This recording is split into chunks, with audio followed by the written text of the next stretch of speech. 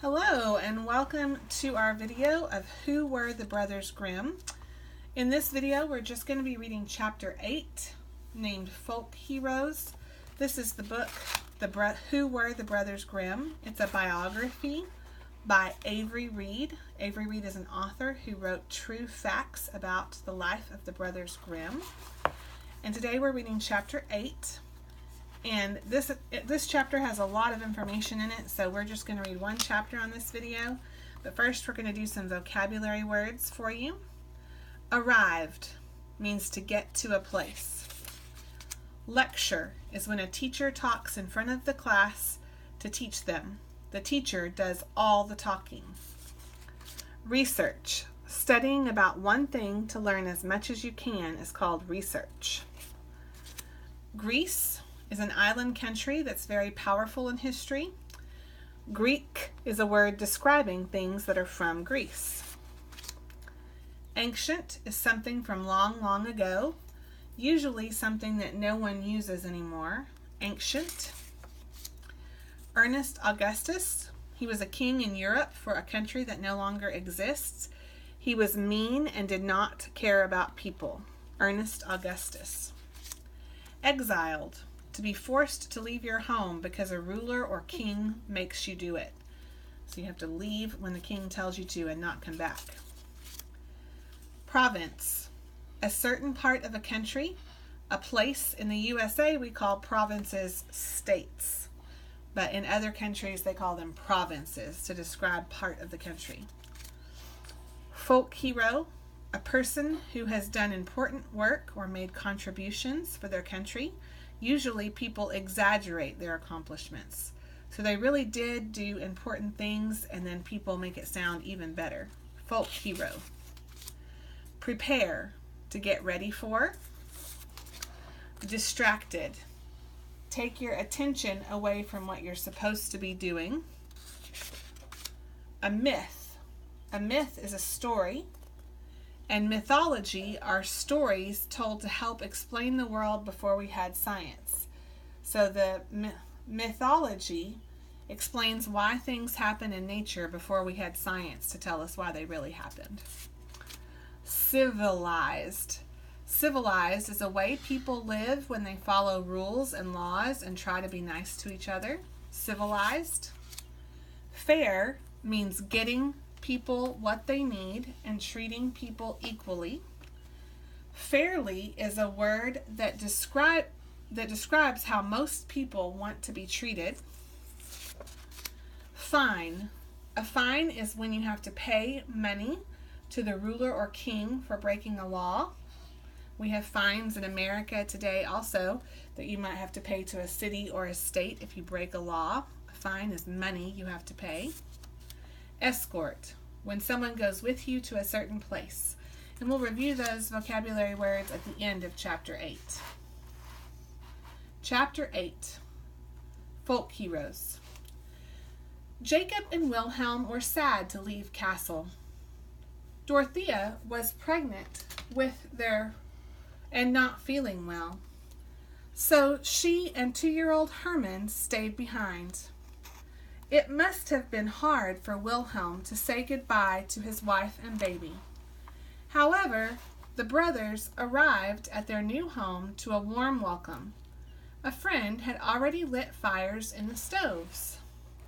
So there they are at the University of Göttingen, and they have a friend there who's helping them out, and they're staying together to work there at their new job. Weeks later, Wilhelm returned for his wife and son. And 3 months later, Dorothea gave birth to another son, Rudolph. Sadly, Jacob was not very happy with his new life in Göttingen. He had to prepare lectures, which left little time to read the books he wanted. Jacob was not a very good teacher. He didn't let his students ask questions because he didn't like to be distracted. He wanted to maintain control of his classroom. Wilhelm proved to be a much better teacher than Jacob. He was patient with his students' mistakes and a very popular lecturer. So Jacob wasn't a good teacher, but Wilhelm was. But that was both of their jobs. 22 students signed up for his first class, Wilhelm's first class, on medieval German poetry. Jacob had only 8 students when he taught the same poetry class. But Jacob was receiving more and more praise for his work as a language scholar. The university let Jacob have more time for research. In 1832, Dorothea gave birth to a baby girl named Auguste, and she and Wilhelm now had 3 healthy children. Jacob was a devoted uncle, but he wasn't married and didn't have children. It was a happy time for the brothers until their sister, Lottie, became seriously ill. She died on June 15th, 1833. Lottie's death was particularly hard for Wilhelm. For 2 years, he found it difficult to write or work. Jacob, however, turned his focus to German mythology. The most famous myths, stories told to help explain the world around us, are from ancient Greece and Rome. One Greek myth tells how the earth was formed. Another tells why the peacock's feathers look like eyes.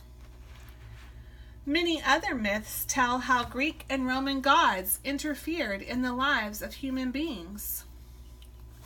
Jacob's work, German Mythology, published in 1835, completely changed how people thought about German people and their culture.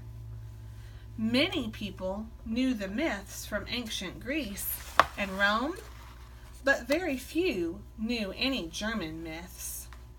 Instead, they thought ancient Germans were barbaric. Now, because of Jacob, people could read these ancient stories and see that ancient Germans were actually civilized people with a system of law and faith in the divine. People who study German mythology today refer to the time before 1835 as before Grimm, and the years after 1835 as after Grimm. In 1837, Ernest Augustus became King of Hanover. He did not rule fairly and did not respect the people. He demanded that the university professors were to be loyal to him. He wanted the professors to sign an oath saying that they would only follow his laws. Jacob and Wilhelm, along with 5 other professors, refused. Instead, they sent a protest to the king. They did not think a ruler should have the power to take away the people's rights. These 7 professors became known as the Göttingen 7. Ernest Augustus was furious. The University of Göttingen fired the 7 professors, and the king exiled the 3 leaders, one of whom was Jacob. But many students supported their professors.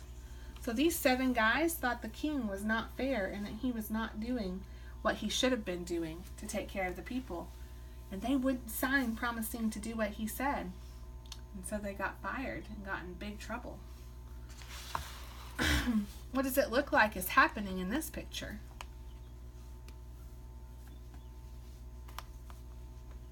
Looks like they're throwing something at a building. Well, let's read and find out what they're throwing. The students are throwing. They threw rocks in the windows of the professors who had obeyed the king. So the students thought that the 7 who would not obey the king were correct. King Augustus told the students that if they tried to help the 7 professors, they would be charged a huge fine. But the students refused to listen. On December 17, 1837, soldiers escorted 3 leaders of the Göttingen Seven, including Jacob, to the border of Hanover. They were being forced to leave the province. Nearly 300 students walked 20 miles in the freezing cold. So the students really believe in their professor because they're going to walk 20 miles. That would take several hours, and they're doing it in the freezing cold just because they want to support their professors. Walked their professors to the border town of Witzenhausen as a sign of loyalty to their professors and of protest to the king. They unhooked the horses from the professors' carriages. The students themselves pulled the carriages across the bridge out of the territory of Ernest Augustus. So they wanted Ernest Augustus to know that they thought he was wrong and they thought their professors were right. And they pulled their professors out because they said, we know that they are doing the right thing and the king is not.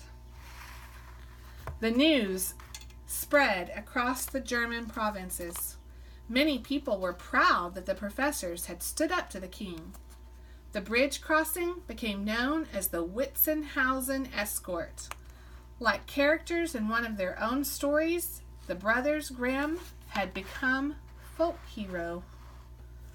So just like the fairy tale characters, now they had done something that really was heroic, that everyone thought they were really important for doing. And that is all of chapter 8 for Who Were the Brothers Grimm. I'm going to real quick just say these words, and if you want to explore them more and do the meanings again, you can pause the video. Escort, fine, fair or fairly, civilized, myth or mythology, distracted, prepare, folk hero, province, exiled, Ernest Augustus, ancient, Greece or Greek, research, lecture, arrived. I hope you enjoyed chapter 8, finding out about how the Brothers Grimm turned into folk heroes just like the characters in their fairy tales, and I hope you'll come back for chapter 9.